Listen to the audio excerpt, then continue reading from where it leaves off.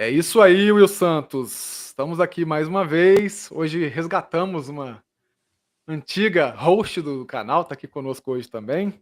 Vai bater um papo aqui com o Hernani Fornari Neto, mas antes da gente começar o papo, tem aqueles recadinhos, né? Pô, tem o principal do início aqui da live, que são os aplausos. Exato.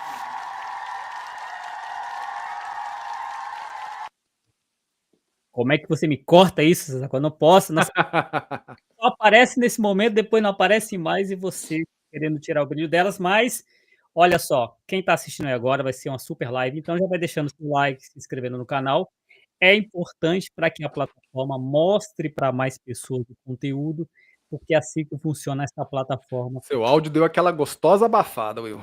Essa rede social ainda tá ruim? Não, foi. Tá bom? Melhorou? Então é isso aí. Siga a gente nas redes sociais. Pode letras em todas elas, especialmente o Instagram. Mas a gente vai dar um reforço aí mais adiante para que todas as redes sejam abastecidas para que você possa acompanhar em todas elas: TikTok, site, YouTube, Instagram. E a gente deixa recados importantes como as agendas do mês, da semana e do dia. Então siga a gente lá. Nas plataformas de áudio, nós também estamos lá com as nossas playlists atualizadas semanalmente. Então siga a gente, deixe boas avaliações, vá lá no Spotify e faça isso. Se você quer saber mais sobre nós aqui, você pode ir no site podletras.com.br. Tem todas as informações sobre a equipe aqui e mais aquilo que a gente faz como os concursos e a playlist também. E se você quiser nos apoiar aqui, você pode fazer um Pix de qualquer valor para a chave, que é o e-mail apoiepodletras@gmail.com. É isso aí. Lembrando rapidamente para a galera que continua vendo, né, as coletâneas aqui do Pod Letras. Para quem nos acompanha há algum tempo já sabe que anualmente a gente organiza uma coletânea, né, tudo 0800 para a galera, não é cobrado nada de ninguém, onde a gente seleciona alguns autores que vão participar de uma coletânea junto conosco, normalmente junto com um autor convidado também, certo? Então está disponível aí a coletânea de 23, 24 e 25, assim como o livro da Selene Bento, Herança de Sangue e Vinho, a Selene que foi a vencedora do concurso deste ano, né? A galera que acompanha também já sabe que o primeiro lugar do concurso tem um livro solo publicado também por nós, certo? Então, se você quiser saber um pouco mais sobre os livros, tem um link na descrição desse vídeo, você clica, vai direto para o nosso site, vai saber um pouco mais. Se você está na plataforma de áudio, é só ir no podletras.com.br, vai lá em publicações, você vai se informar melhor o que tem dentro desses livros. Querendo adquirir, é só mandar um direct para a gente no Instagram, que a gente desenrola aí e manda para você, onde você estiver no Brasil. Certo, Will? É isso aí. Então hoje, para nos auxiliar aqui como uma co-host, está a nossa amiga e companheira Débora Gimenez. Tudo bem com você, Débora? Tudo ótimo, muito feliz de vocês terem me chamado para essa live. Muito bem, e o nosso convidado de hoje especial, ele tem os currículos, eu vou deixar um pouco para durante a live a gente falar dele, senão se falar no começo não sobra mais tempo, mas entre outras coisas, o cantor e escritor Hernani Fornari. Tudo bem com você, Hernani?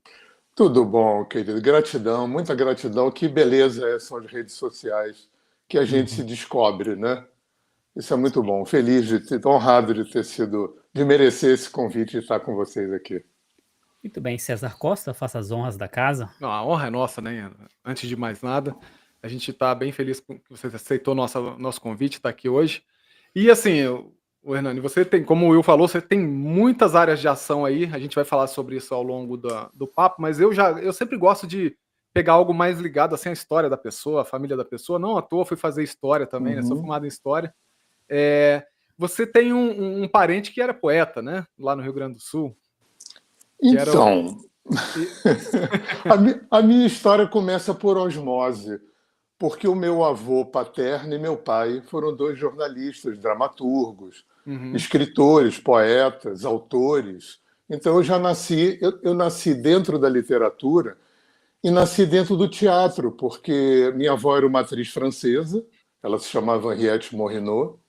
Ela foi uma pessoa que modificou muito o teatro brasileiro. A Fernanda Montenegro começou na companhia com minha avó. E então eu nasci no meio dessa história de teatro e literatura. E por osmose eu acabei escrevendo também. Eu não fiz faculdade de nada. Com 20 anos eu virei hippie de Mauá, fui morar na roça.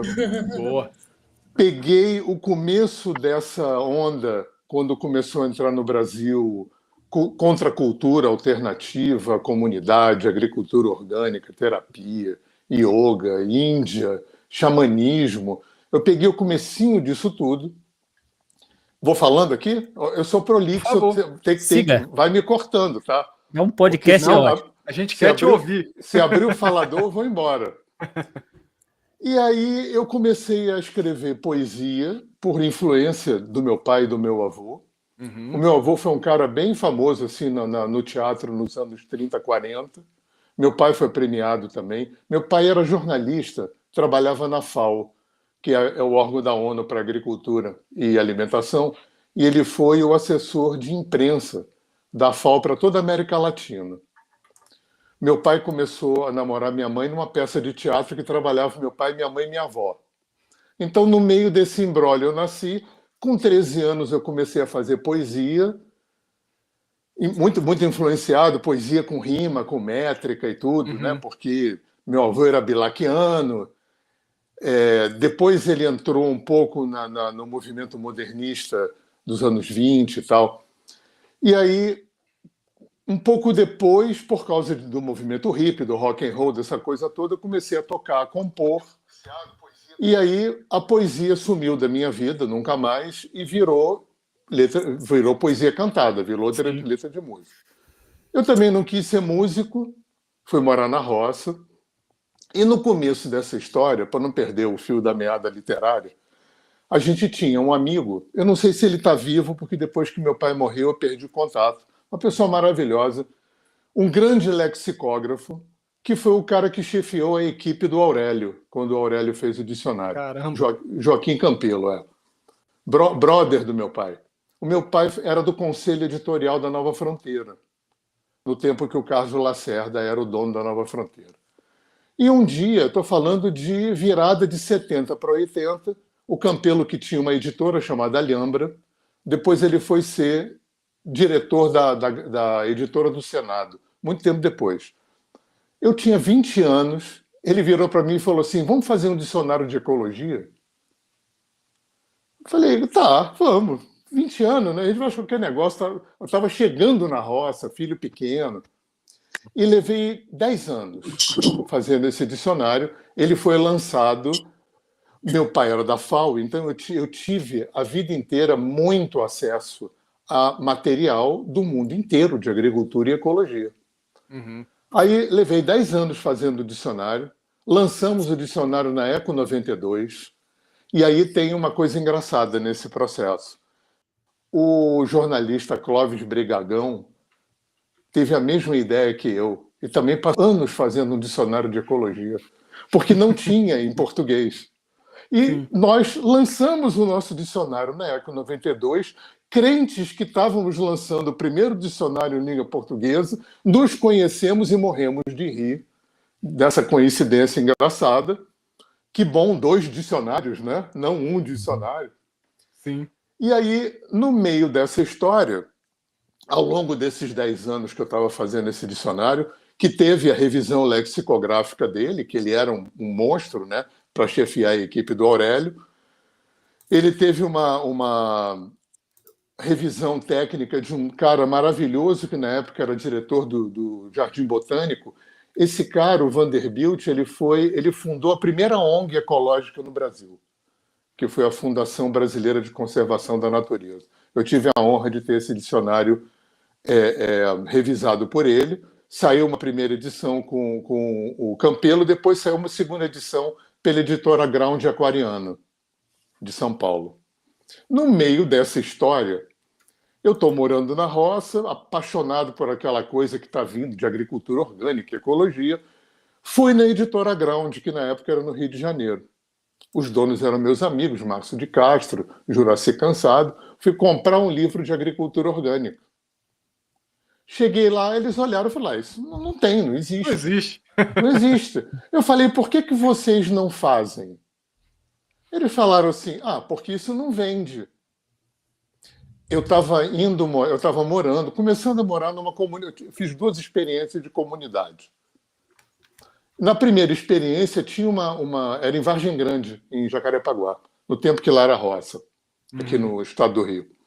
e tinha uma biblioteca grande.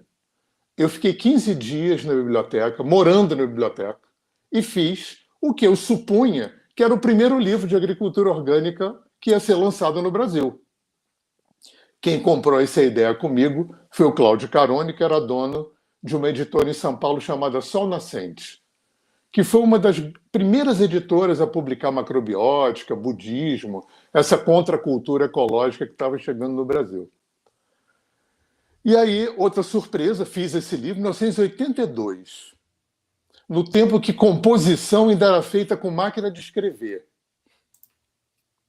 Ainda não tinha nem Composer, que já é um negócio que nem existe mais. A Kodak lançou uma Composer, que era feita com fotolito, uma coisa que na época era moderníssima. O segundo livro a gente fez assim. E eu também rimos muito, porque um grande amigo meu, Edson Hiroshi, teve a mesma ideia que eu, e na mesma época lançou o que ele supunha que era o primeiro livro de agricultura orgânica lançado no Brasil. Lançamos juntos, na mesma época. O livro dele foi uma referência no Brasil nessa área de agroecologia, que nem chamava isso ainda. E, ao mesmo tempo, lança a nossa gurua, a Bíblia da Agricultura Orgânica, que era a doutora Ana Maria Primavesi, que fez o manejo ecológico do solo, que até hoje é a grande Bíblia de todo mundo que trabalha com agricultura orgânica. E aí o Campelo começou a me dar outras, e nessa brincadeira a gente fez um livro de receitas vegetarianas, porque não tinha muito. Ele bancou um livro de mantras indianos. Fizemos um songbook, isso em 83, 84. Caraca. Um negócio impensável. Feito em composição com máquina. Aí já não era mais máquina de escrever, era máquina elétrica. Vocês não vão lembrar disso. Vocês não eram nascidos quando saiu a máquina. Não, máquina elétrica foi um upgrade assim fantástico, né? Tinham tipos mais parecidos com tipo de gráfica e tal. Mas qual que era a versão que você tinha? Era aquela que tinha uma telinha que você digitava, aparecia a linha escrita na telinha e você apertava e ela gravava no papel? É. Que telinha, cara? Era uma margarida cheia de... Em vez de ser aquelas hastes, era uma margarida onde tinha as letras. Sim. E aquilo eletronicamente girava e batia no papel. Que telinha. É porque eu cheguei a ver uma que até hoje eu não sei se é uma coisa que eu alucinei ou se existiu. Porque depois dessa que você está falando, eu me lembro de ter visto uma que saiu que era tinha uma tela fininha assim em cima dela. Eu não lembro. Você escrevia, primeiro as coisas apareciam na telinha e quando você dava o comando, ela no papel. Olha, Isso isso eu não lembro. é mais recente. Não, isso é dos anos 90. É mais recente em comparação à outra que ela está falando. Sim. Mas até hoje eu não sei se eu sonhei com isso. Isso eu não lembro. Era uma tela preta que aparecia os dizeres em verde, não era? Eu já não me lembro a cor. Eu lembro que aparecia escrito. Quando você dava o comando, era para você não errar na folha, né? Você tinha a chance. Era uma linha só. Cada linha que você escrevia, você conferia. Datilografei certo? Sim. Isso eu não lembro. O comando ela Eu tenho um gap rural que eu morei 10 anos sem luz elétrica. Então eu tinha máquina de escrever mesmo, daquela que era do meu avô, uma Hamilton inglesa, ou por aí. Então eu tenho um gap, porque eu parei na máquina de escrever quando eu voltei para a civilização, que aos 40 anos eu vim morar no Rio de novo, depois de 20 anos na roça. Eu trabalhei com agroecologia, fui da primeira geração de produtores orgânicos aqui do Rio de Janeiro. Só que eu comecei a falir com a derrocada do Plano Cruzado e terminei de falir com o Collor. Aí eu vim morar no Rio de Janeiro. E aí, quando eu vim morar no Rio de Janeiro, já tinha computador. Gente, eu tive XT. Você não sabe o que é XT? TK3000 da Apple. Claro que eu que sei. Não tinha HD, que você tinha que colocar o sistema operacional primeiro para ele ler, depois você tirava tinha 2 drives, que era uma loucura, tela verde. Aí, né, eu tenho essa defasagem, porque quando eu chego no Rio, já tinha computador, né? Aí eu comecei a ganhar computador velho dos amigos que tinham grana, que iam comprando outros e dando para mim. Uhum. E aí é quando eu saio dessa história de roça, de agricultura, trabalhei com apicultura muito tempo, muito tempo. Eu fiz feira na rua, eu era o cabeludo das verduras aqui. Fazia feira na rua, criei abelha. Eu era o cabeludo do mel também. Fui para o Rio de Janeiro, mudei a minha história toda, comecei com terapia, com yoga, dei aula de yoga há muito tempo, tive um espaço terapêutico no Rio, até que eu casei com uma pessoa que me ensinou uma terapia, que foi feita no Brasil por um cara que era agrônomo e farmacêutico, que deu essa terapia o nome de alinhamento energético, uma terapia transpessoal. E ele morreu e deixou o bastão com ela. E ela começou a ensinar esse trabalho. Esse trabalho aí tá pelo mundo. Só que não tinha um livro. Não tinha um livro. Eu falei, legal, vou fazer esse livro. Aí fui e fiz o livro. Esse eu fui o primeiro mesmo. Besteira esse negócio de primeiro, né? Mas sim, esse ninguém fez junto comigo. Mas se foi o primeiro, foi o primeiro, Eu fiz o livro. Aí eu virei para a Gabi, a minha esposa, falei assim, eu vou jogar garrafas no mar. Porque o meu amigo Campelo já não tinha mais a editora. Eu falei, bom, então eu vou jogar garrafas no mar. Fui numa livraria, anotei todas as editoras que publicavam livros de terapia, espiritualidade e tal. Deu 12. Eu me lembro desse número. Deu 12. Fiz 12 xerox com molinha, fiz uma carta, mandei pelo correio. Não fui em nenhuma editora pessoalmente, mandei tudo pelo correio. Passou um tempo, algumas declinaram, outras devolveram o original, a maioria nem me respondeu. Um belo dia eu recebo um telegrama. Eu achei engraçado aquilo, porque eu já tinha e-mail. Falei, por telegrama, eu achei que telegrama era uma coisa que ninguém mais usava. Da editora Vida e Consciência, da família Gasparetto. A gente está a fim de editar teu livro. Eu falei, bacana. Aí acertamos tudo e tal.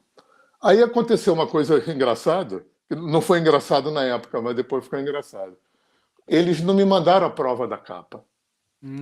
Eles me mandaram o livro pronto. E a capa foi a última capa que o Gasparetto fez na editora. Depois ele parou de fazer capa, ele se desligou dessa área mais artística. E ele mudou o nome do livro. Por conta dele. Nem me perguntou, senhor, o que eu achava. Nem dava para voltar mais atrás, porque o livro estava pronto. É o Fogo Sagrado, né? O Fogo Sagrado, foi o primeiro. Quando eu fui a São Paulo para fazer o lançamento, que eu conheci o Gasparetto, eu conheci o Marcelo, esqueci o sobrenome dele, é um dos caras que é best-seller também nessa editora, e ele era o chefe do conselho editorial naquela época. Ele era o cara que decidia. E aí que ele me contou o que aconteceu com o livro. Ele falou, olha, a gente chegou na editora, tinha uma pilha em cima da mesa de original que a gente recebe e não lê. Ele ainda foi muito... A gente não lê, porque é uma editora que não é muito grande, é muito direcionada para coisa espírita, né? Livro psicografado pela mãe do Gasparetto. Só que o teu estava por cima. E quando eu vi o título, que não era Fogo Sagrado, eu gostei do título, peguei para dar uma olhada e não consegui parar de ler. E fiquei a minha tarde lendo e li tudo e botei na mão do Gasparetto. E falou, isso aqui tem que publicar. Então, foi essa situação meio inusitada. E aí ele vira para mim e fala assim, eu quero fazer outro. Você não quer fazer outro? Eu falei, não, eu já falei tudo aqui. Ele falou, não, você falou tudo pela ótica muito jornalística. Você contou a história do cara que criou, contou a história da pessoa que te ensinou, contou a técnica do trabalho, a teoria, a filosofia, mas não falou de você. Eu falei, é mesmo, não falei de mim. Ele falou, faz um falando de você. Conta a tua história, caso de consultório, depoimento de cliente. Conta as bizarrices assim, que aconteceram no caminho. Aí eu fiz com a Gabriela. E pela segunda vez eles não me mandam a capa. Só que não tinha mais Gasparetto. E eles fizeram uma capa, sabe, livro de autoajuda, de jornaleiro de rodoviária? Tipo assim, livro de autoajuda de segunda categoria que vende em rodoviária. Ficou assim. E também não dava para voltar, né?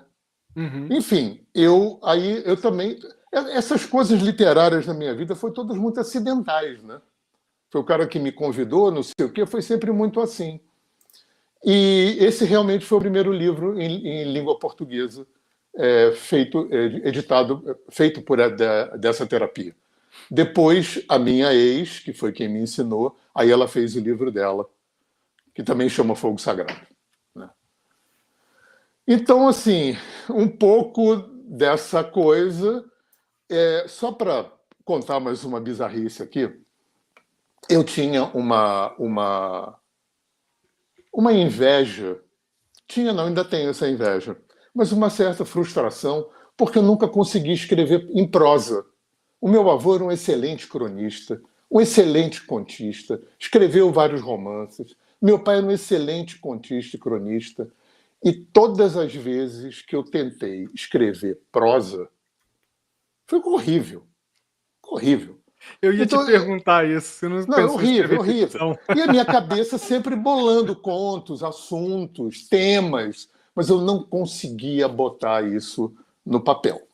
E eu tinha essa inveja do meu pai e do meu avô. Poxa, eu queria tanto fazer um romance, escrever um conto, alguma coisa assim, enfim, né? Mas eu escrevi 12 livros, todos eles técnicos, e o resto foi música, né?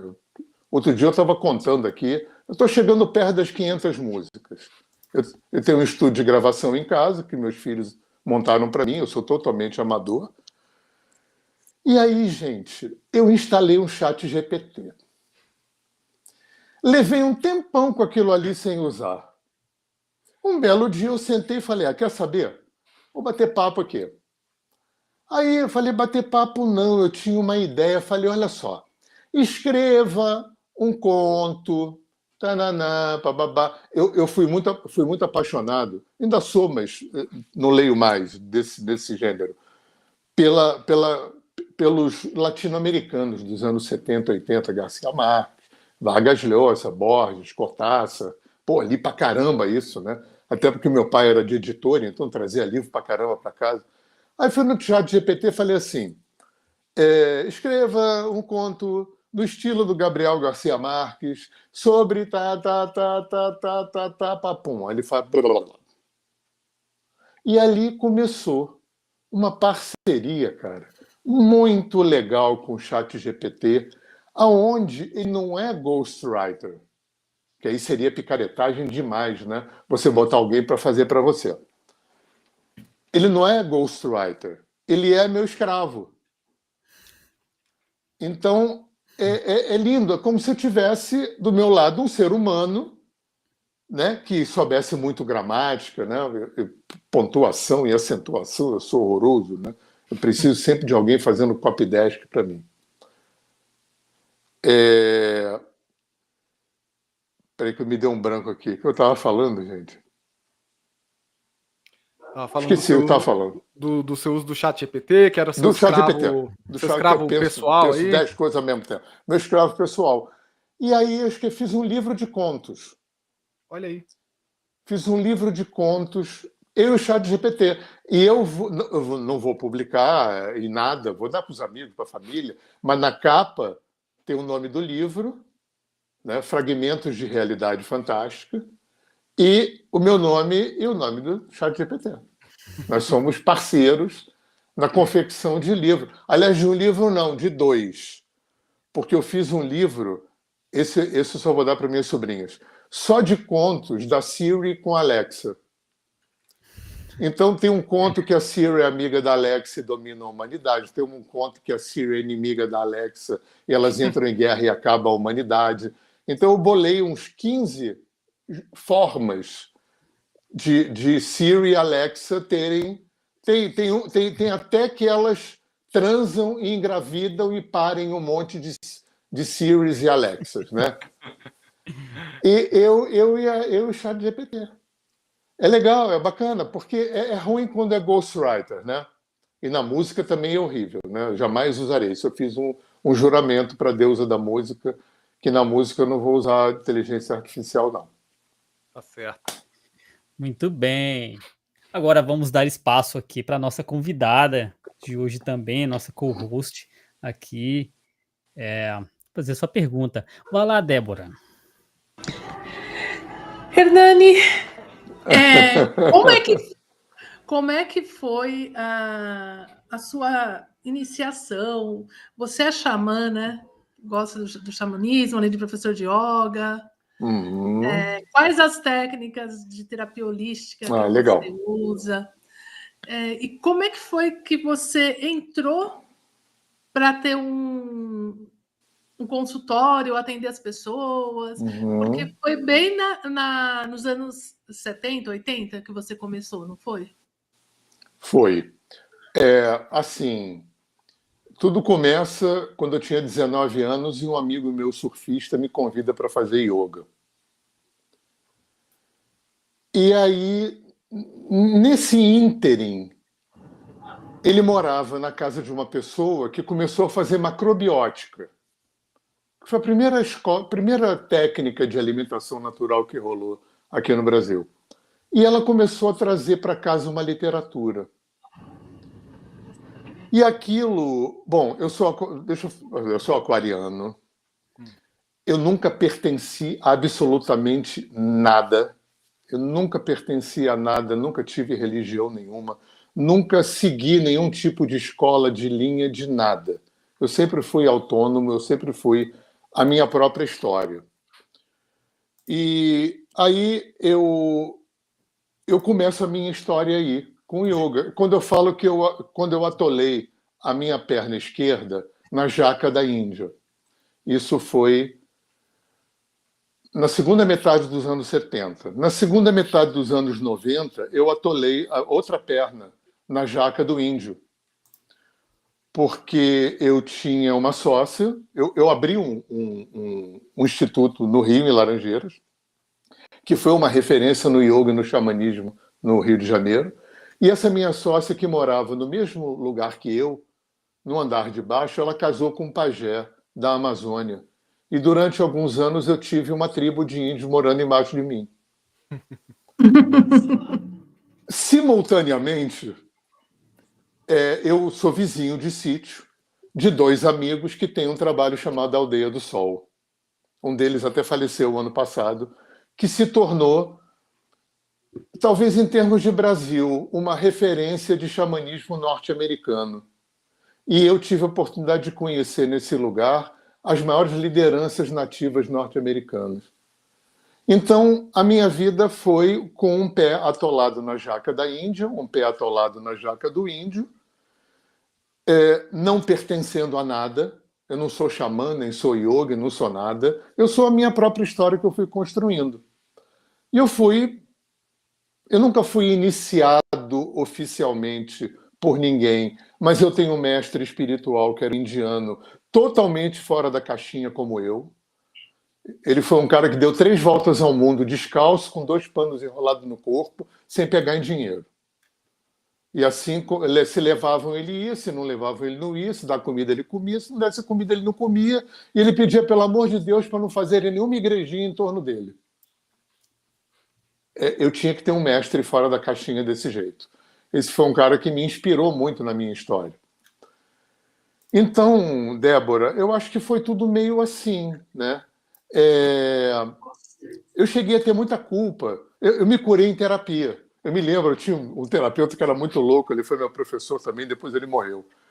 E eu estava tratando em terapia essa coisa, eu falava, Alex, poxa, eu passei a minha vida inteira com gente dizendo que eu tinha que seguir uma coisa só, que eu não ia chegar em lugar nenhum, que eu tinha que seguir um caminho. Eu já fui chamado de samba do crioulo doido, de salada yoga, de mistureba. Aí ele virou para mim e falou assim, eu nunca vou esquecer isso, gente. Ele falou assim, sabe o que é? É igual nascer gay. Não tem problema nenhum ser gay, não é uma doença. Não tem problema nenhum ser assim como você é. Isso é uma condição de nascimento, você nasceu assim. Aceita que fica melhor para você. Talvez você tenha nascido com essa vocação para não pertencer a nada. Né? Por que tem que pertencer a alguma coisa? Né?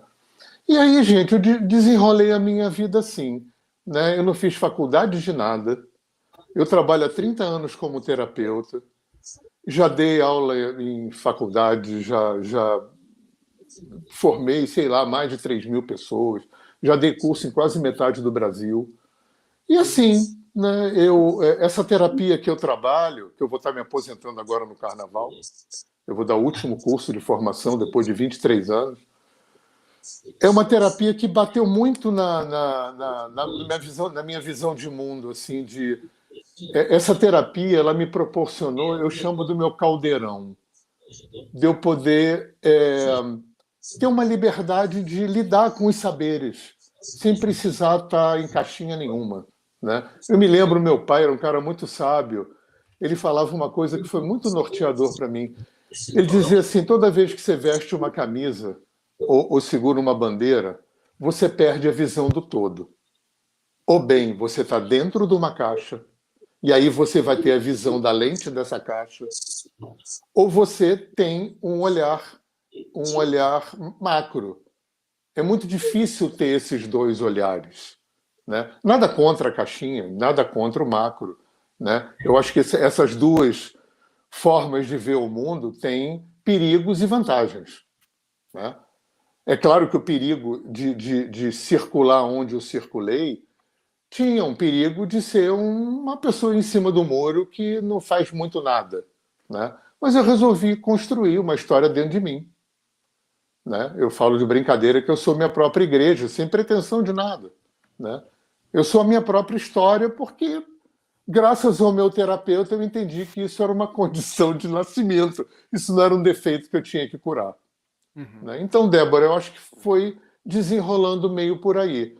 Eu trabalhei com yoga, eu dei aula muito tempo para formação de instrutores de yoga, eu trabalhei com Ayurveda, fui massoterapeuta, dei muito curso de massagem ayurvédica, escrevi. Aliás, eu tenho 3 e-books que eu distribuo de graça, tá? Depois a gente fala nisso. Eu vou dar para vocês, vocês dão para quem vocês quiserem. Eu fiz um e-book sobre a minha história com Índia. Trabalho há mais de 25 anos com terapia de respiração. Trabalho há 23 anos com alinhamento energético.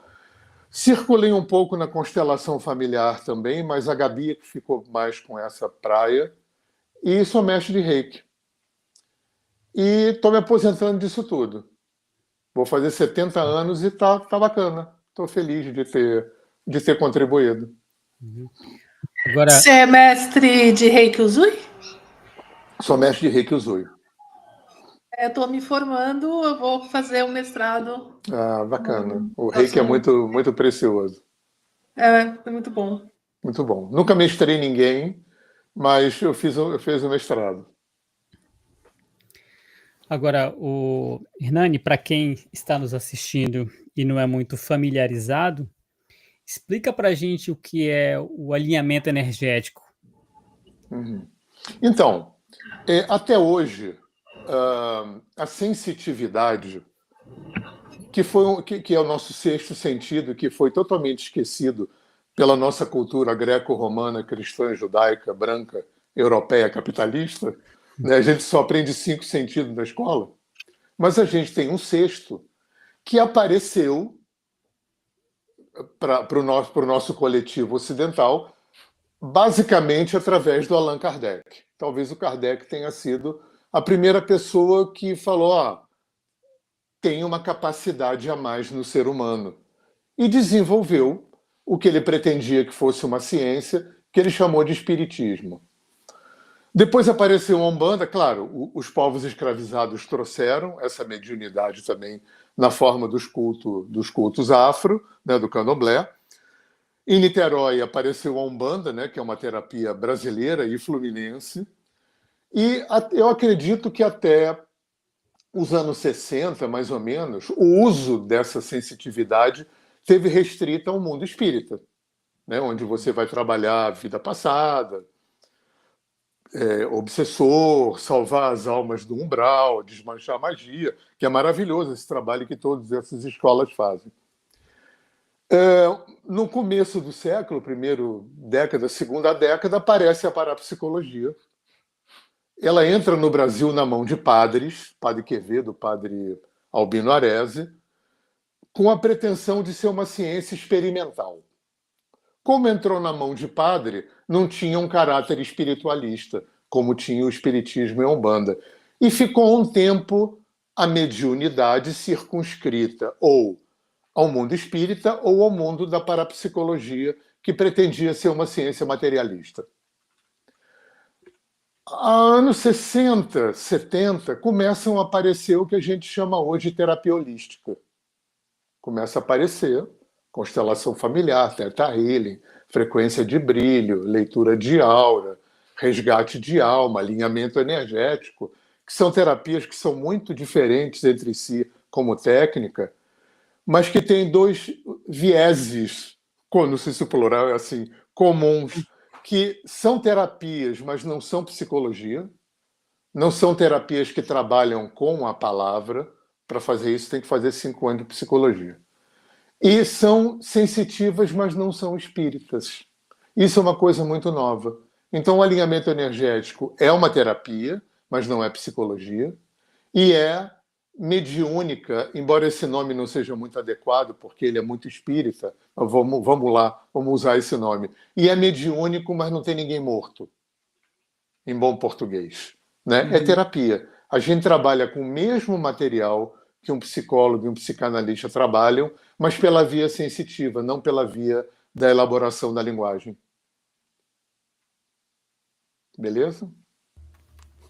Maravilha. Muito bem. Muito bom. Agora, você falou de todas essas terapias. Eu queria saber se ao longo desse período todo, se você já constatou, reparou, se existe algum tipo de preconceito de umas pessoas mais, assim, sei lá, objetivas, pessoas que não, como você mesmo falou, dessa formação que não consegue perceber esse sexto sentido. Você acha que existe um olhar preconceituoso, descredibilizando esses tipos de terapia? Você sabe que o preconceito é filho da ignorância. Uhum. Também, quando piora, começa a ficar também do mau caráter, da maldade, né? Mas basicamente é filho da ignorância, claro. E nos dois lados. Minha esposa é psicóloga. No mundo da psicologia tem preconceito com o mundo holístico, porque tem oba-oba pra caramba, diga-se de passagem. E o mundo holístico tem preconceito com a psicologia porque é ignorante do que seja psicologia. Eu mesmo ajudei, durante muito tempo, a perpetuar uns jargões absurdos que o mundo holístico fala. Eu estou generalizando, tá, gente? Não é todo, obviamente. Uhum. Né? Mas ouvi muito e falei muito na minha vida. Psicanálise é só mental. Psicanálise é só blá, blá, blá. Eu não preciso de amigo pago. Imagina, terapia não é nada disso, né? Nada disso. É claro que eu, quando cheguei no Rio aos 40 anos, depois de 20 anos na roça, eu fui fazer terapia. Uhum. Fui fazer terapia. Minha esposa, quando foi fazer psicologia, eu quase fiz com ela, mas aí eu amarelei. Com 60 anos, não tem mais saco de fazer prova, né? E de aula todo dia. Mas aí eu fiquei amigo dos professores, cidade do interior. Aí assisti a aula, fiz matéria letiva e fiquei de bem com Freud. Né? Aí realmente eu entendi o que é psicologia, o que é psicanálise. Né? E acho maravilhoso, enfim. Né? Mas tem preconceito dos dois lados. E preconceitos... muito dos preconceitos da psicologia têm fundamento, porque tem muito oba-oba. No mundo holístico, uma coisa que eu percebi com muita clareza, porque eu formo terapeuta, né? Um terapeuta holístico que não é psicólogo, que não tenha uma formação muito consistente, descamba com muita facilidade para o conselheiro e para o adivinho. Uhum. E vocês não têm ideia, vou falar besteirinha, das merdas que eu vi ao longo da minha história profissional, de gente que caiu na mão de terapeuta holístico que acaba virando adivinho ou conselheiro porque não tem solidez, consistência na sua formação e por que não faz terapia. Eu sempre falo para os meus alunos, cuidado com o terapeuta que não faz terapia. Cuidado. O problema que eu vejo hoje como terapeuta holística é a quantidade de charlatanismo que tem no meio, e as pessoas acabam, até mesmo por lábia. Tem uma brasileira que foi presa nos Estados Unidos por charlatanismo. Ela era terapeuta holística, Tetra Healy, eu esqueci o nome dela. E depois ela começou a falar que era fada, que era ET, que era não sei o quê. Eita! Aí foi longe. Foi. E ela começou a falar para os pacientes dela pararem de se tratarem em médico. Claro. E muitos com câncer. E claro que muitos morreram. E eu sempre falo, isso é um erro. A nós, terapeutas, a gente ajuda no tratamento. Eu sempre falo para as pessoas que chegam para mim, eu tô com isso. Falei, vamos tratar, vamos alinhar seus chakras, vamos fazer os tratamentos energéticos, porém, você tem que procurar um médico, você tem que ir ao médico físico, você tem que escutar o seu médico. A gente ajuda. E acaba, eu tô com uma moça que entrou em contato comigo faz 2 dias. Ela tá querendo que eu faça magia negra para acabar com os problemas da vida dela. Que ótimo. Que ótimo. Não é comigo, isso daí que eu não ótimo. É para acabar com o problema, hein? Deixa eu te contar uma rapidinho. Aquelas coisas que acontecem em consultório, a gente não esquece para contar na formação, né? Quando eu atendia com Gabi, veio uma moça, no tempo que eu trabalhava presencial ainda, né? Eu fiquei 10 anos com o Instituto, agora eu estou há 13 anos aqui no sítio de novo e não atendo, não vou mais ao Rio de Janeiro. Aí, a demanda dela era a seguinte, ela queria que a gente fizesse um trabalho para o namorado dela, que não era namorado, era alguém que ela gostava, porque ele não sabia que gostava dela. Muito bom. Porque tinham feito uma magia, eu acho que a ex do cara tinha feito uma magia para ele não saber que gostava dela. A gente ouviu aquela história toda. E a Gabi, a gente diz que ela tem palavras duras em voz de veludo. A Gabi vira para ela e fala assim, querida, vamos trabalhar por que você quer ficar com alguém que não gosta de você? Terapia é isso, né? Sim. O resto é maluquice, né? É piração. E isso que você estava falando, Débora, do charlatanismo, isso piorou muito depois da pandemia. Eu, à beira dos 70, estou fazendo uma coisa que eu achei que eu não ia fazer mais e que eu fiz a vida inteira, que é me reinventar. E a pandemia veio, eu fiquei 2019 sem sair do sítio, eu trouxe meus sogros, ficamos 1 ano sem sair do sítio. Fiquei 2020 sem trabalhar, fiquei 2 anos sem trabalhar. Estava com um caixa bom e tal, eu vinha 20 anos, dando quase que um curso por mês, estava com um caixa legal e tal. Falei, vai vir um novo normal, eu vou voltar. Normalmente eu ficava 10 dias em algum lugar do Brasil, 20 dias em casa. Só que o novo normal trouxe 2 coisas novas. Online e marketing digital.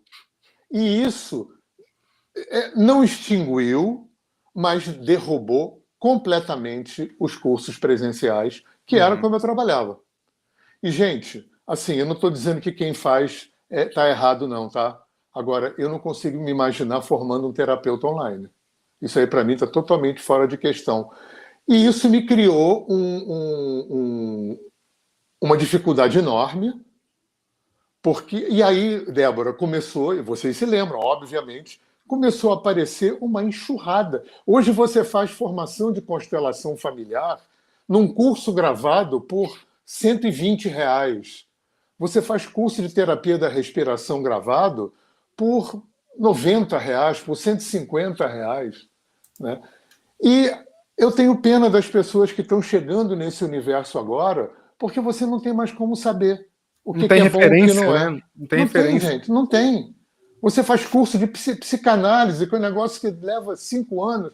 a formação que não tem tempo de terminar. O Freud fez assim, não tem certificado. Começaram a aparecer cursos de psicanálise gravado, né? Então, ficou muito mais complicado do que era antigamente. Essa questão da má qualidade, né? Porque Sim. agora está tudo aí na rede social. Que bom que tem rede social, que bom que tem online, que bom que tem marketing digital, mas isso criou, para quem está chegando agora, né? Que para a gente não, porque a gente tem como discernir. Mas imagina quem está chegando agora. Volta e meia eu vejo gente super feliz. Estou fazendo uma formação de terapia. Imagina, terapia de respiração. Uma coisa que é corporal, terapia corporal. Tem catarse, tem processo. Uma coisa que mexe com o emocional profundamente, que é para você fazer pessoalmente, para poder atender a pessoa, para poder segurar a mão, para poder estar junto. Para fazer online, gravado, baratinho. Né? Então, estamos lidando com isso. Sim. Mas lamento te informar, Hernani, que não é só na sua área. Em todas as áreas ficou assim, inclusive pegando a nossa área da literatura. O que surgiu de curso de escrita criativa, de gente que escreveu tipo um livro lá, meia boca, jogou lá na Amazon, lá, nunca fez nada além disso, faz um curso de escrita criativa, faz um curso de não sei o quê. Não, isso fora as pessoas que estão áreas. fazendo curso de inteligência artificial e jamais vão escrever nada e vão ter um ghostwriter para o resto da vida. Exatamente. Gente, tem streaming de IA com música que você jura que tem ser humano tocando. Uhum. É uma loucura isso. Quer dizer, artista vai acabar escritor, vai acabar músico, vai acabar fotógrafo, cineasta, porque a IA vai fazer tudo. Tempos desafiadores que a gente vai viver no campo do criar, né? Sim. Uhum. Com certeza. Agora, diga, Débora. O ser humano ele está perdendo o seu campo em todas as áreas para IA, para as máquinas. Sim. Mas eu acho, Débora, Hernani e César, que ao longo dos últimos, sei lá, 500 anos tem sido assim, só que agora a gente está mais preocupado porque está chegando em áreas que antes não chegavam. Quando o operário da fábrica ficava desempregado por ser substituído por uma máquina, não tinha esse impacto social, não se discutia eticamente. Não, estava produzindo mais, ninguém queria saber desse operário que ficou desempregado. Agora, como é uma coisa que os artistas que têm essa plataforma de chegar em mais gente, né? Parece que agora a coisa está séria, quando na verdade é mais uma tecnologia que está vindo para substituir ou para mascarar, em alguns casos, o trabalho artístico. E às vezes, quando você não consegue diferenciar o humano da máquina, você questiona mais o humano, né? Assim, que criatividade é essa humana em que uma máquina é capaz de emular, né? Porque tem os grandes artistas, eles têm sua marca que é indelével, né? Não tem como ser replicado. Estilo, então, né? Exatamente. Mas, Hernani, aproveitando que você está falando dessa coisa de tecnologia e das redes sociais, do online que apareceu, você usa com bastante frequência e muito bem as redes sociais para se comunicar com as pessoas, né? Você tem as suas lives que você começa com uma frase muito interessante, né? Jogando conversa dentro. Eu gostaria de falar quando que você teve essa ideia de usar a seu favor as redes sociais. Eu chegando no Rio, aos 40 anos, para começar minha vida de novo, depois de ter vivido 20 anos na roça, eu fui dar aula de yoga num espaço que depois eu comprei uma parte da sociedade, e o dono era um velho psicólogo e jornalista, um cara experiente, que foi o cara que me ensinou a ser autônomo. Eu estou falando de 98, quando eu tive meu primeiro e-mail. E esse cara, que teve vários jornais, ele teve a primeira revista haitiana, ele foi um dos caras que introduziu terapia haitiana bioenergética no Rio de Janeiro. E ele um dia virou para mim, e você vê que tem certas coisas que falam para a gente que são determinantes na vida, a gente não esquece. Ele falou assim para mim, está chegando um tempo que a propaganda vai ser de graça. e propaganda de graça não se desperdiça. Quando eu cheguei no Rio era muito caro tudo, porque televisão era impossível a gente divulgar. Jornal, rádio nem pensar. Então a gente ficava muito espremido, principalmente o mundo alternativo, o mundo holístico, que era o que eu pertencia, era muito caro divulgar nosso trabalho. E aquela fala dele ficou no meu ouvido.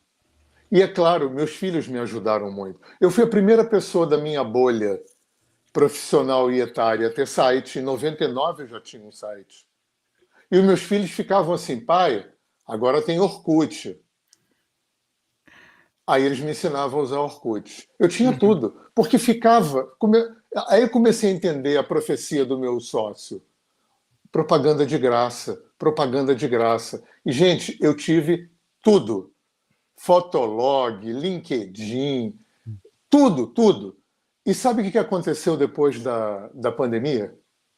A propaganda não é mais de graça de novo. A propaganda voltou a ser paga. E não é barato. Então, eu peguei todo esse gap gratuito de propaganda. Né? Eu sempre tive canal de vídeo, tenho vários canais de vídeo, já tinha blog. Né? E eu acho que foi essa frase, cara, que me levou. Né? Propaganda. Claro, eu sou filho de jornalista, meu pai era comunicador, né? Teve muitas coisas que o meu pai dizia uma coisa também muito interessante. Eu falei isso com um amigo meu ontem. Ele falava assim para mim quando eu era jovem: não deixa a dificuldade ser a força que te move. Se antecipa. Porque se você deixar para se mexer quando você precisar, vai ter um monte de gente se mexendo. Cara, a primeira vez na minha vida que eu não segui o conselho do meu pai foi depois da pandemia. Quando eu fui ter uma equipe de marketing digital, eu estava assim, eu não me antecipei nesse quesito. Então eu sou engolido, né? Tem que gastar maior grana para poder, enfim, para poder funcionar no meio dessa selva de diversidade que é vomitada pelas redes sociais, né? O tempo todo. É verdade. Agora, antes de passar a palavra para César e Débora, eu gostaria de pedir para todo mundo deixar o seu like e se inscrever aqui no canal. Afinal de contas, nesse universo de rede social, a gente também quer ter o nosso espaço para mostrar para as pessoas o conteúdo interessante que a gente traz aqui. Então, faça isso.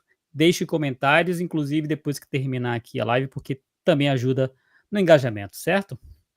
Exatamente.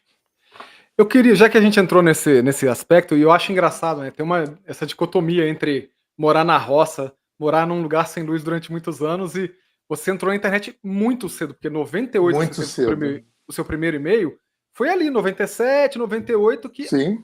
Os primeiros lares começaram a ter acesso à internet, aquela internet de escada, do modemzinho lá, do pulso único depois da meia-noite. Então é muito curioso isso, nessa dicotomia.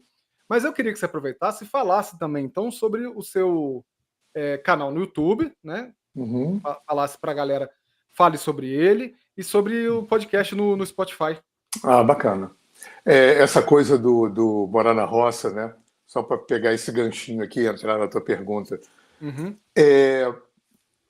Facilidade cria dependência, né?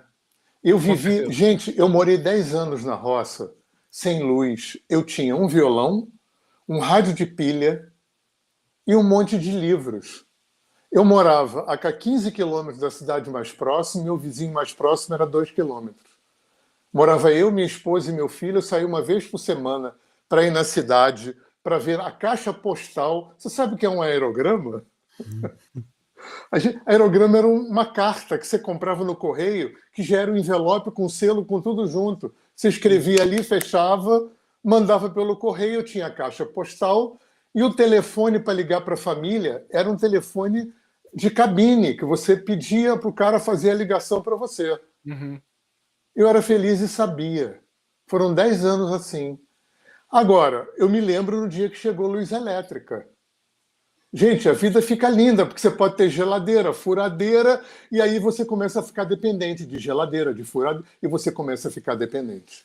Aí eu me lembro o dia que chegou telefone na roça. Foi uma festa, foi maravilhoso? Foi. Criou dependência? Muita. E assim é. Né? E a gente vai lidando com isso. IA é legal? Maravilhoso. Mas tem, como tudo, tem um lado sombrio, que pode ser mal ou bem usado. Bom, eu tenho uma live quinta-feira, que eu jogando Conversa Dentro. Essa live eu chamo de jogar titicas de luz no ventilador. Então, né, para botar o conhecimento sem nenhuma intenção de caixinha nenhuma. Né? Porque tem duas coisas. Tem duas coisas que nortearam toda a minha trajetória com terapia espiritual, com visão de mundo, que cresceram muito cedo na minha vida. Uma é uma curiosidade aonde os saberes se encontram. E toda a minha vida, 50 anos, as minhas leituras sempre tiveram essa pergunta como agulha da bússola. O que a Índia está falando que é a mesma coisa que a Bíblia, que é a mesma coisa que Freud? Então, aonde os saberes se tocam, aonde os saberes coincidem, é um dos nortes da minha história. E outra coisa também que foi muito importante no meu trabalho, no meu pensar, foi a percepção que eu tive muito cedo de que o conhecimento imenso... Eu sempre achei estranho, por que a ciência tem tanta resistência com o conhecimento que foi gerado na China, na Índia, no Tibete, né? Nos povos originários das Américas, da Oceania, na África. Né? 5.000 anos, 10.000 anos de experimentação, de pesquisa, de tudo. Né? Muito tempo para experimentar. São culturas que desenvolveram conteúdos extremamente sólidos, complexos, sofisticados de psicologia, de filosofia, de espiritualidade, de tudo. Por que tem essa resistência? Claro, tem essa resistência basicamente porque quase 100% de todo esse conhecimento foi gerado dentro de uma embalagem religiosa. Então, o que eu acho que a parapsicologia ajuda a fazer, o que a física quântica ajuda a fazer, o que a psicologia transpessoal ajuda a fazer, isso é muito claro hoje, é tirar todo esse tema de dentro da embalagem religiosa. A gente pode falar de reencarnação, de vida depois da morte, de multidimensionalidade, sem que isso seja místico. Então, esses dois focos foram, para mim, sempre os nortes das minhas buscas, aonde os caminhos se encontram e como é que a gente pode olhar para tudo. Eu não tenho nada contra o místico, mas eu não sou uma pessoa mística, nem religiosa, nem esotérica. Também não sou materialista, nem agnóstico, né? Mas eu acho que tem um campo de conhecimento que pode ser atualizado, que pode ser relido sobre outra ótica, para que a gente possa se beneficiar desse conhecimento. Então, o Jogando Conversa Dentro nasceu um pouco disso. Eu acho que o fato de que eu não tive academia na minha vida me deu a oportunidade de poder transitar dentro disso tudo de uma forma empírica, de uma forma coloquial. Né? Eu acho bacana você poder coloquializar esse conhecimento para as pessoas sem que isso seja erudito, sem que isso tenha... Nada contra a academia, não, eu acho a academia muito legal também. Mas, sabe, uma coisa que seja leve, que tenha frescor no conhecimento, para não ficar aquela coisa sempre de livro chato, entre aspas, pesado, né? Aquela coisa pesada. O Jogando Conversa Dentro de quinta-feira, ele depois vai para o meu canal de vídeos no YouTube. Eu tenho um canal de vídeos de terapia e espiritualidade, que é o Hernani Fornari. Eu tenho o Hernani Fornari Neto, que é o meu canal de música no YouTube. E eu tenho o Poetalidades e Poesialidades, que é um canal de poesia. O pouco de poesia que eu fiz na minha vida, eu fiz um canal ali. E isso vira podcast, que vai para o meu canal de podcast no Spotify. Só uma coisa curtinha aqui também, só para colorir a nossa história. Eu fazia blog. Logo que eu cheguei no Rio, a primeira coisa que tinha era blog. Né? Eu cheguei em 96, primeiro computador foi em 98, aí comecei a fazer blog, né? Eu sempre escrevi. Aí um dia em São Paulo, uma produtora minha falou assim, você não faz vídeo? Eu falei assim, não, eu faço blog. Ela falou assim, ninguém lê mais.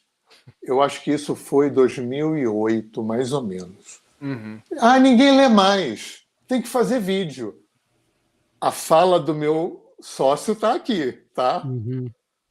Propaganda de graça não se desperdiça. Eu chego no Rio, pego um filho, falo assim, me ensina a fazer isso aí. Aí ele me ensinou, abriu o canal de vídeo no YouTube, como é que fazia o vídeo, como é que salvava, não sei o quê, bababá, bababá. Beleza. Uns 5 anos depois, 6 anos depois, estou em Goiânia, minha produtora vira e fala para mim assim, você faz podcast? Eu não sabia o que era. Eu falei, eu faço vídeo. Ela falou assim, ninguém vê mais vídeo. Eu me lembrei da outra. Quer dizer, ninguém lê mais, ninguém mais vê vídeo. Agora é podcast. Eu não sei qual vai ser a próxima, né? Telepatia, né? Porque... Ô, Hernani, para de fazer as coisas que tudo que você faz depois ninguém quer mais. Para de atrapalhar os outros, pô.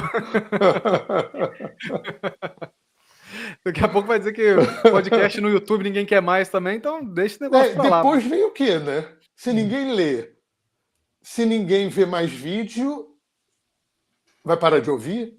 Vai parar de se informar? E tem esse risco, né, gente? O mundo tá aí, né, Hernani? O mundo tá aí do jeito que tá, né? Tem esse risco, né? Também os formatos vão convergindo, vão se modificando, se adaptando. Vão se modificando, se adaptando. Sem necessariamente mais se extinguirem nada. Vão se adaptando. Se adaptando. Exatamente. Vai lá, Débora. Faça uma pergunta. Eu quero jogar um pouco de polêmica por aqui. Joga, muito bom. Tem alguma terapia holística, alguma técnica que você olhe de forma... Isso daí não é legal, não? Atravessado. Não. Tem um como fazê-las. Não é a terapia que é ruim. É o terapeuta que é ruim. As terapias são legais. É claro, deve ter coisa criada por gente perversa para enganar. Eu não estou conseguindo atinar nenhuma aqui. Né? No universo que a gente circula, tudo gente legal. Né? O Usui com o Reiki, o Hellinger com constelação. As pessoas vão trazendo os saberes, as escolas, né? E tudo. Agora, mal profissional, né, Débora? Tem em todo lugar, né? Tem em todo lugar. E infelizmente, tem pessoas que se preparam pouco. Infelizmente, sofrer é uma contingência inerente a viver. E é normal que as pessoas queiram parar de sofrer rápido. É normal que as pessoas queiram que o terapeuta resolva para elas, que a terapia resolva para elas.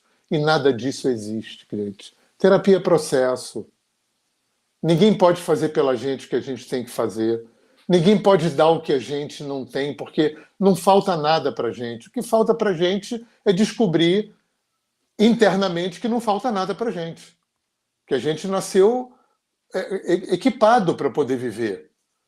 É a vida, genética, questões de lealdades geracionais, ambiência, educação, que vai criando os traumas, que vai criando as travas, os impedimentos. Mas o ser humano veio potente.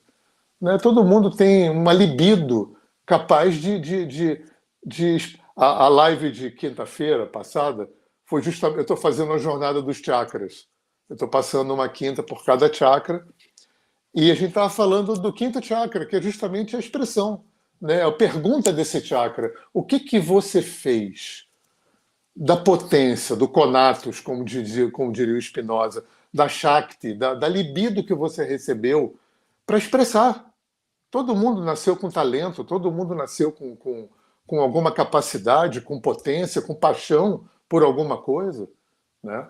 E a gente vive uma sociedade, uma cultura que não privilegia oportunidade, né?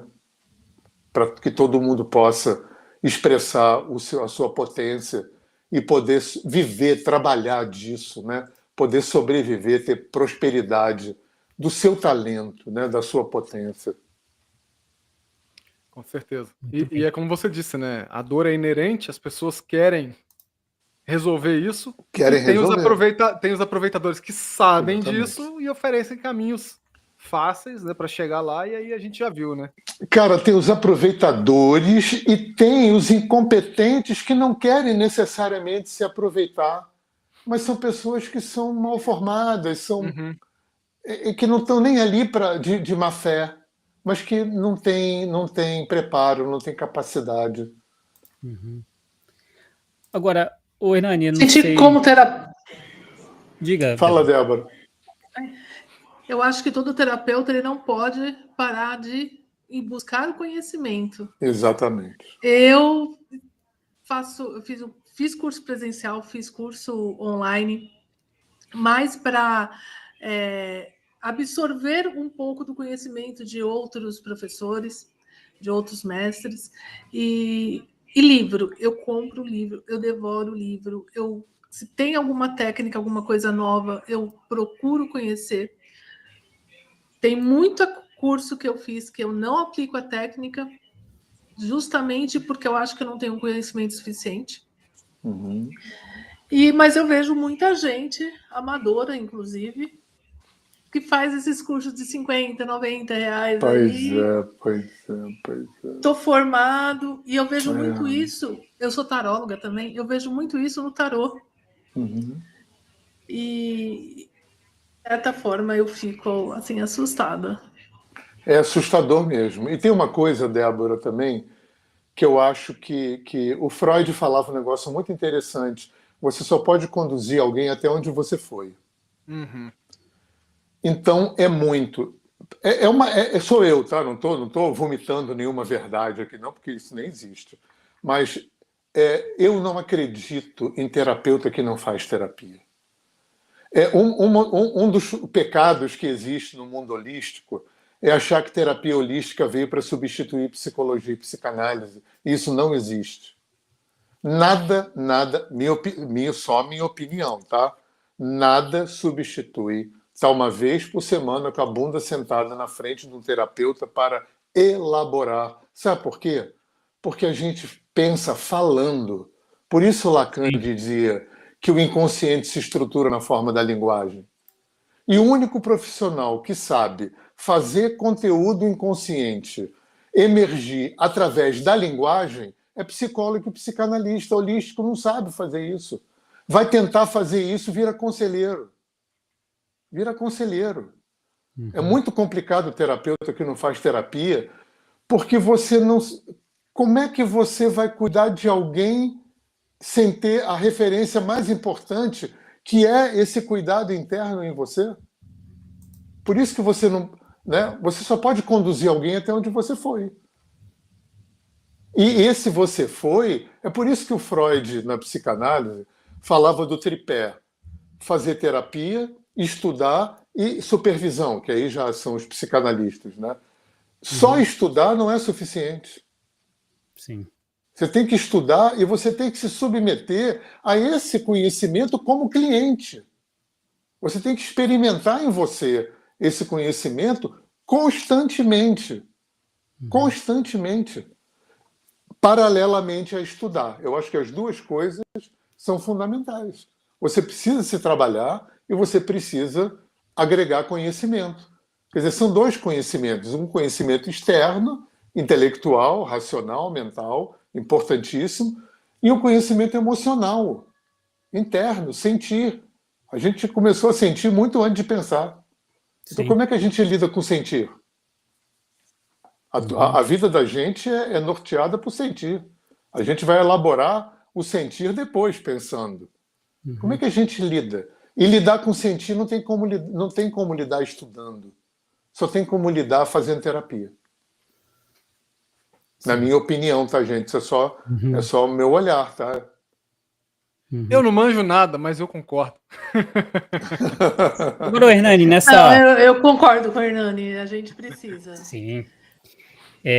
Nessa sua busca pelo conhecimento, por estudar, você chegou a ir a alguns lugares onde alguma dessas práticas eram mais aprofundadas, como a Índia, por exemplo? Não. Tudo veio para mim, cara. Foi muito legal. Eu não precisei sair da roça. Uhum. Eu lidei com indiano pra caramba.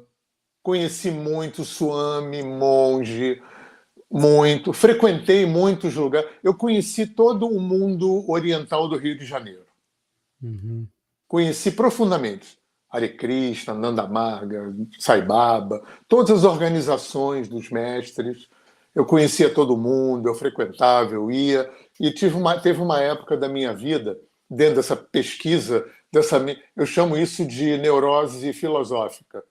Tá? Na minha neurose filosófica, teve uma época que eu ia conversar com líderes.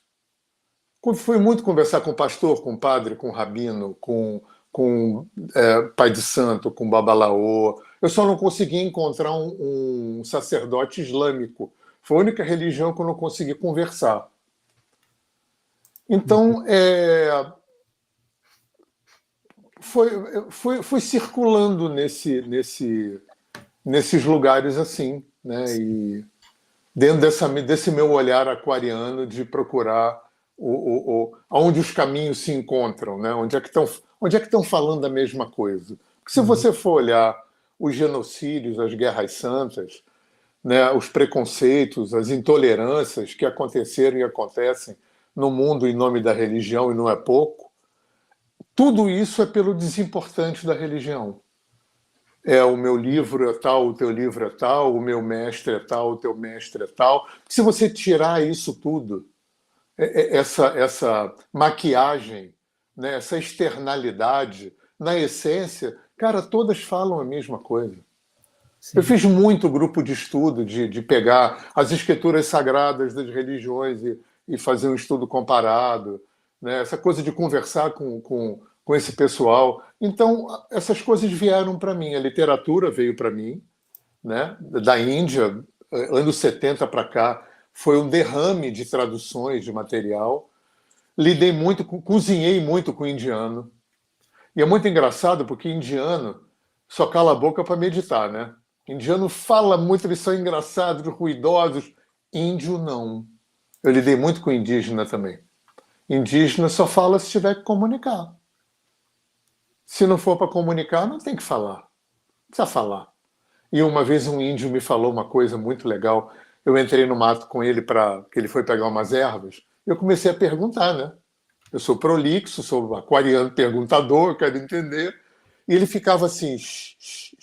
Eu precisei de uns 5 para calar a boca. Aí ele fez o que ele foi fazer. Quando ele saiu, isso para mim também foi um divisor de águas. Quando ele saiu, ele falou assim para mim: quando a gente fala, a gente deixa de ouvir. Quando a gente deixa de ouvir, a gente deixa de ouvir o Criador falando com a gente o tempo todo. Ele falou assim: tá vendo? Aquele vento não soprou à toa.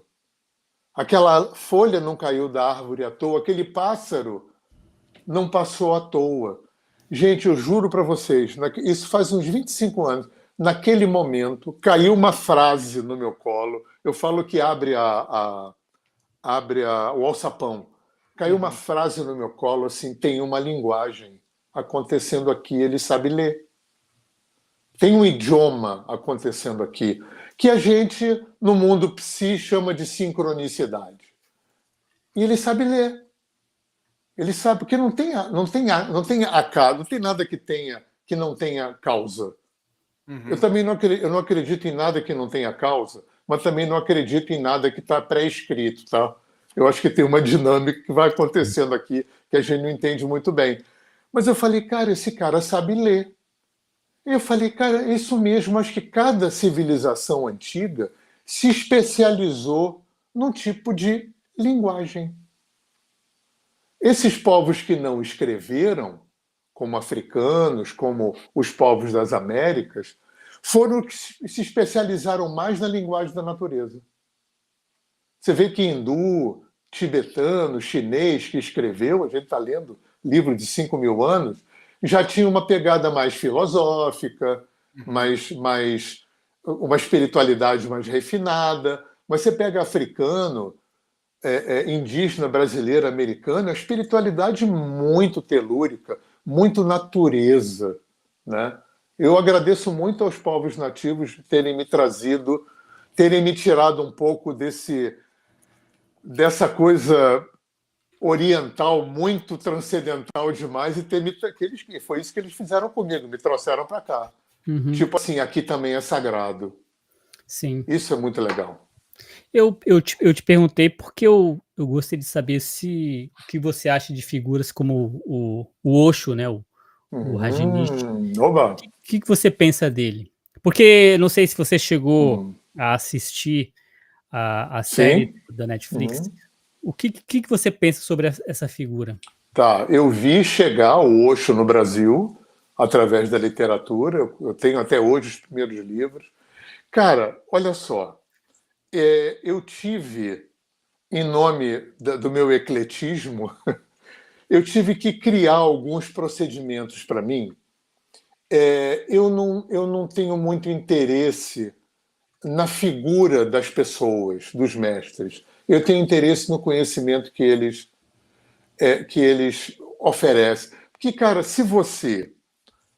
Eu tinha um professor que falava isso. Se você for escarafunchar o humano, vai encontrar cagada.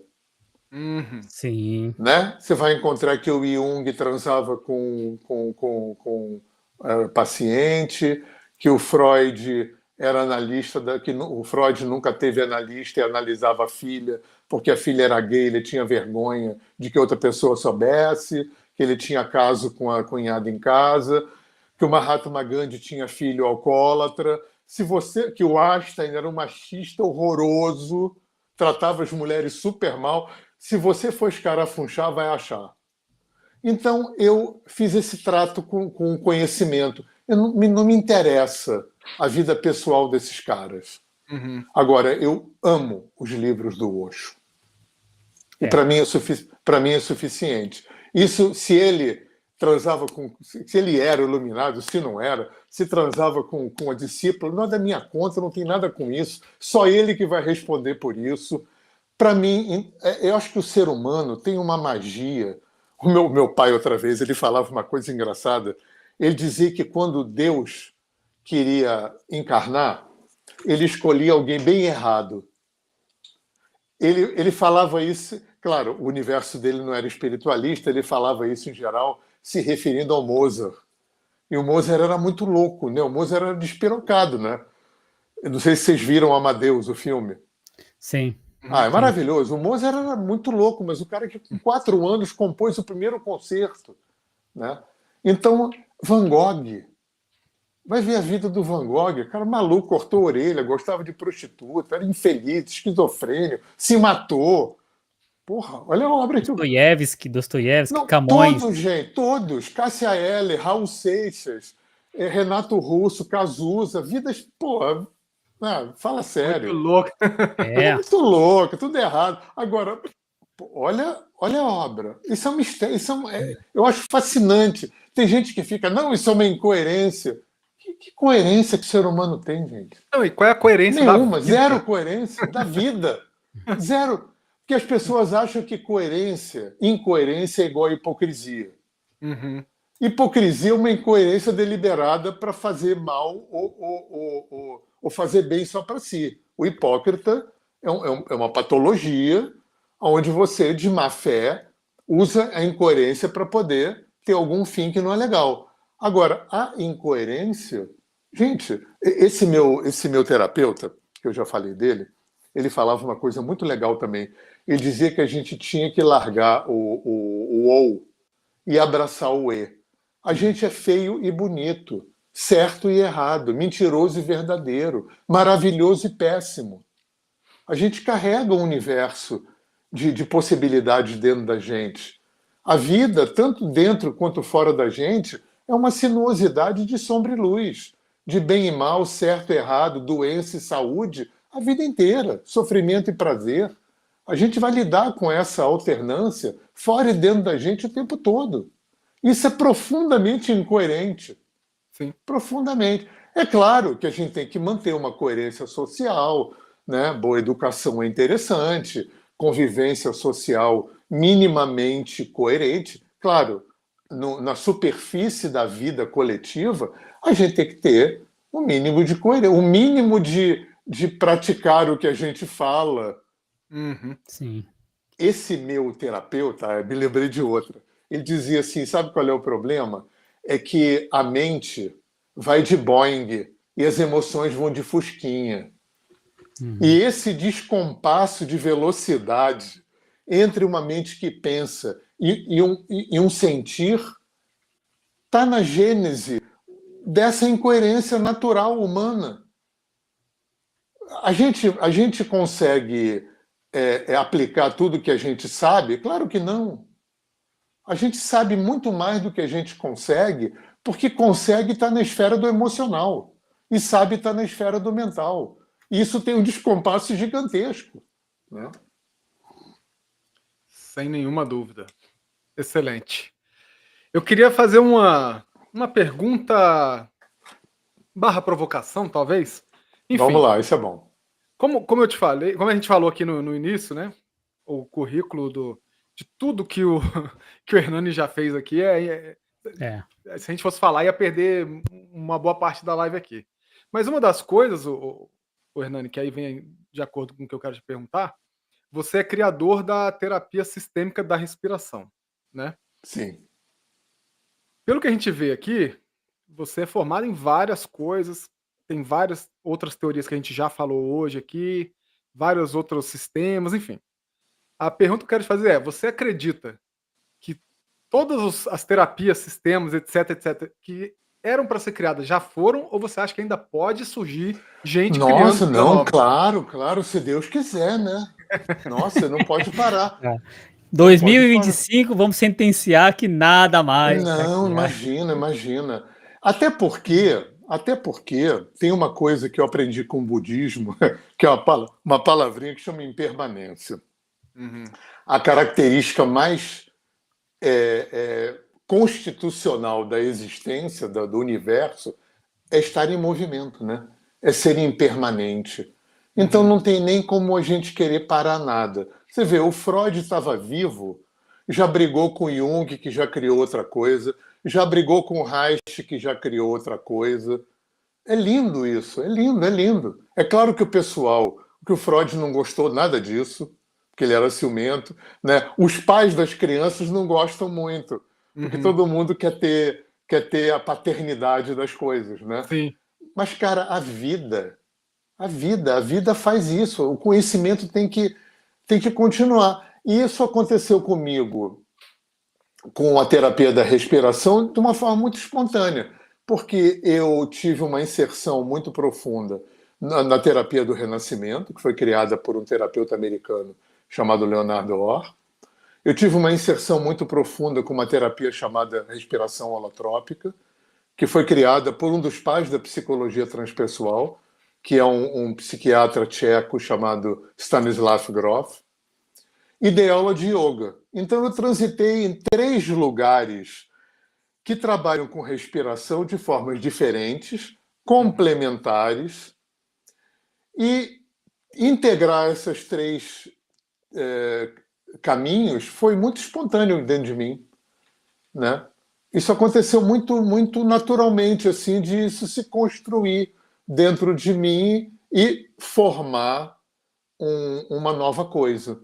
Eu não tenho nada contra isso. Tem muita gente no mundo holístico que é contra você criar novas coisas, você fazer integrações. Eu conheço essas integrações ótimas e como a resposta que eu dei para a Débora. Não é a coisa em si, é como você faz a coisa. Eu conheço gente que criou misturebas horríveis e conheço gente que criou integrações de terapias maravilhosas. Maravilhosas. Você vê constelação familiar. Nem o Hellinger morreu, já tinha gente fazendo constelação xamânica. Então eu acho isso maravilhoso. Maravilhoso. Diversidade é tudo de bom. Muito bom.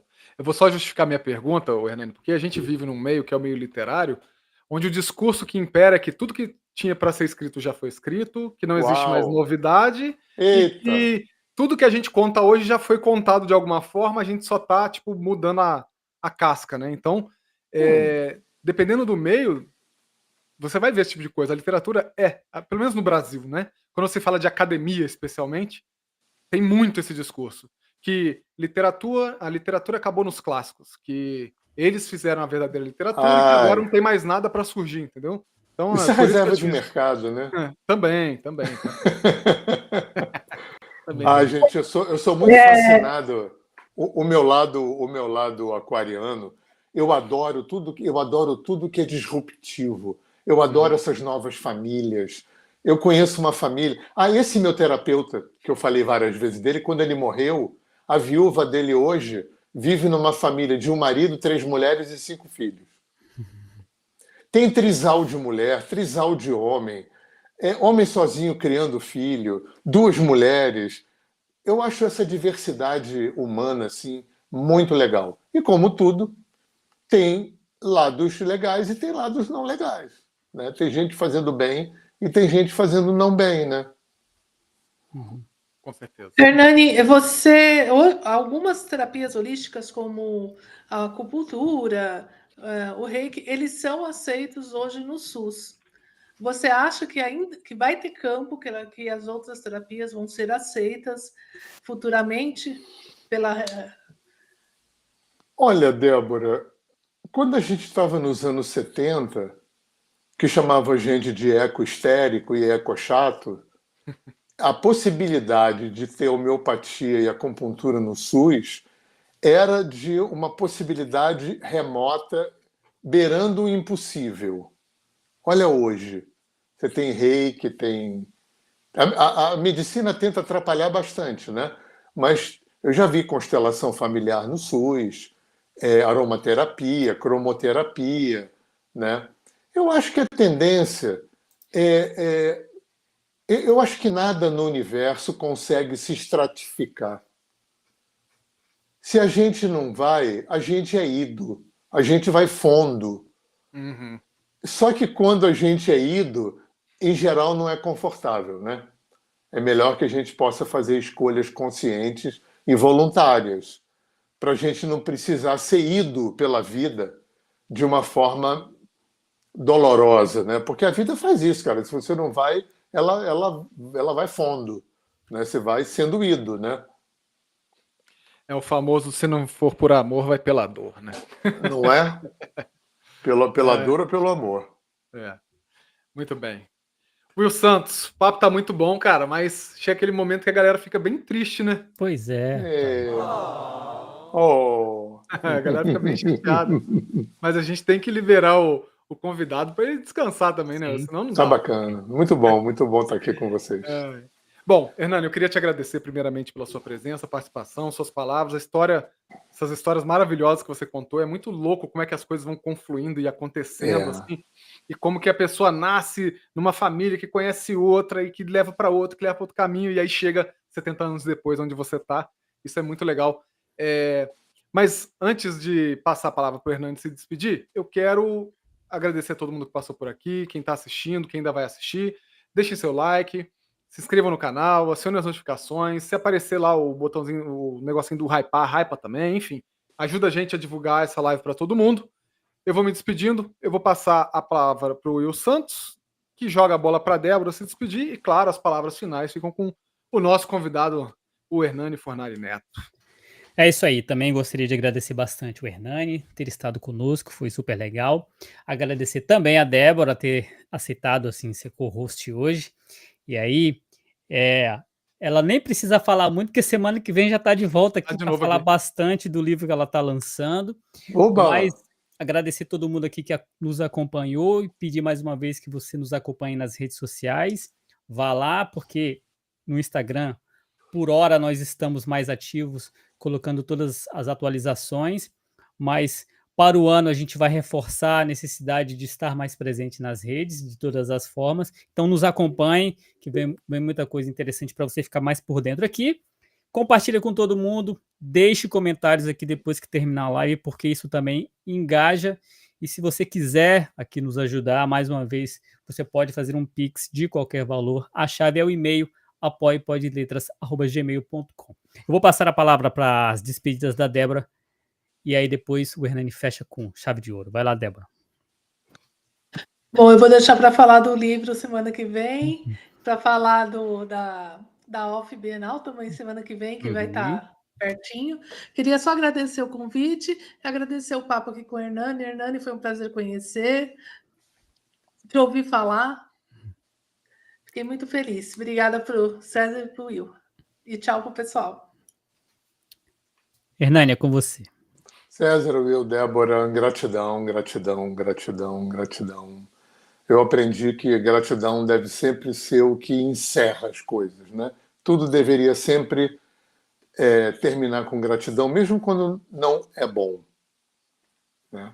Eu acho que tem males que vêm para bem, né? Às vezes para ganhar tem que perder, às vezes para construir tem que desconstruir, e nem sempre a gente sabe lidar muito bem com isso.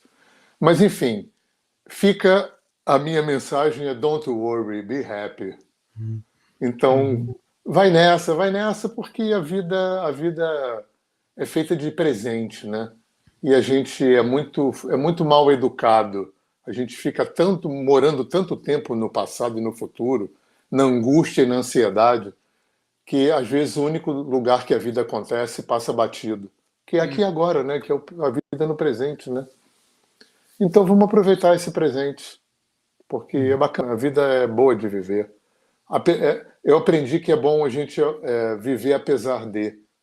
Esse é um mantra que eu uso muito. A vida é apesar de. Vai rolar ruim, vai rolar feio, vai rolar dor, vai rolar coisa ruim, vai rolar coisa bacana, vai rolar criatividade, vai rolar prazer. Então, apesar de, a gente pode desenrolar bem esse tapete aí da vida. Muito Né? bem. Sabe as palavras. Então é isso, gente. Agradecer mais uma vez. Como diz o Hernani, a gente tem que encerrar sempre agradecendo. Então, agradecer vocês.